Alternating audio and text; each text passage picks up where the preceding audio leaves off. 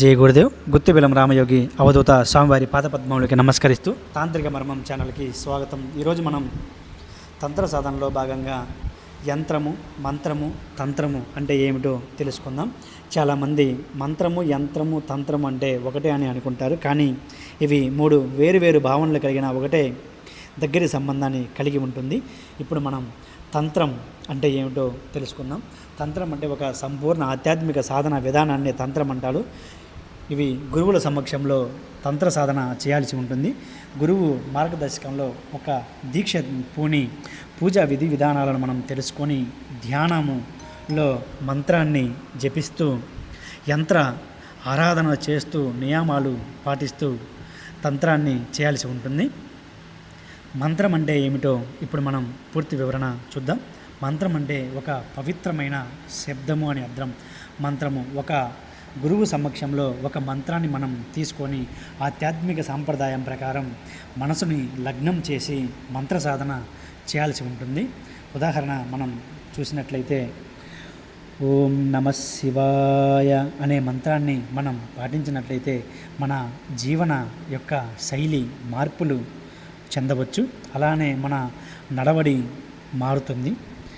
శివమంత్రాన్ని పాటించవచ్చు. అలా ఇప్పుడు మనం యంత్రం అంటే ఏమిటో చూసినట్లయితే యంత్రం అంటే పవిత్రమైన జ్యామికృతి ఆకృతిలో రూపొందించబడ ఆధ్యాత్మిక చిహ్నాన్నే మనం యంత్రం అని అంటారు. కొన్ని సాంప్రదాయాల యంత్రాన్ని ధ్యానం లేదా పూజలో ఏకాగ్రత కోసం ఉపయోగిస్తారు. ఒక సాధకుడు మంత్రజపాన్ని చేసేటప్పుడు యంత్రం ఖచ్చితంగా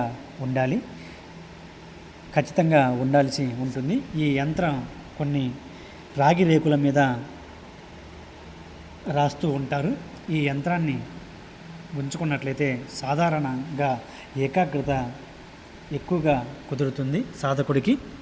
ఇప్పుడు మీరు ఉదాహరణ చూసినట్లయితే శ్రీచక్రం, అందరికీ తెలిసిన శ్రీచక్ర ఉపాసన, అమ్మవారి యొక్క ధ్యానము, మంత్రము, యంత్రము ద్వారా శ్రీచక్రాన్ని ప్రతిష్ఠింపజేసి శ్రీచక్రాన్ని మనం సాధన చేసినట్లయితే, ఈ యంత్రాన్ని మనం పూజించినట్లయితే మనకి తెలియకుండానే మన మనసులో కొన్ని ఆధ్యాత్మిక పరంగా శక్తులని పొందవచ్చు. మీకు సులువుగా మంత్రం, యంత్రం, తంత్రం అంటే చెప్తాను. తంత్రం అంటే ఒక పద్ధతి, ఒక సాధన యొక్క పద్ధతి అని అర్థం. మంత్రం అంటే పవిత్ర శబ్దము, సాధన చేసేటప్పుడు వచ్చే ఒక ఓంకార నాదాన్ని పవిత్ర శబ్దంగా భావించవచ్చు. యంత్రం అంటే పవిత్ర జ్యామికృత చిహ్నాన్ని మనం యంత్రం అంటారు. ఒక దేవత యొక్క ఆరాధనలో యంత్రం ఎంత ముఖ్యమో మంత్రజపం కూడా అంతే ముఖ్యం. దానితో పాటు యంత్రం లేకుండా సాధన పూర్తి కాదు. మీరు ఇప్పుడు యంత్రం, మంత్ర, తంత్రాల గురించి తెలుసుకున్నారు కదా. ఆధ్యాత్మిక సంప్రదాయాల్లో ఇవి వేరైనప్పటికీ పరస్పర అనుబంధం కలిగి ఉంటుందని అర్థమైంది. ఈ వీడియో మీకు నచ్చినట్లయితే లైక్ చేయండి, షేర్ చేయండి. ఇలాంటి వీడియోలు, ఆధ్యాత్మిక వీడియోల కోసం మా తాంత్రిక మర్మం ఛానల్ని సబ్స్క్రైబ్ చేసుకోండి.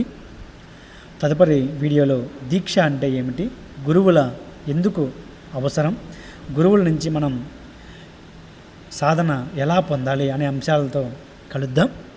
జై గురుదేవ్ గుత్తిబెలం రామయోగి అవధూత స్వామివారి పాదపద్మములకు నమస్కరిస్తూ ధన్యవాదములు.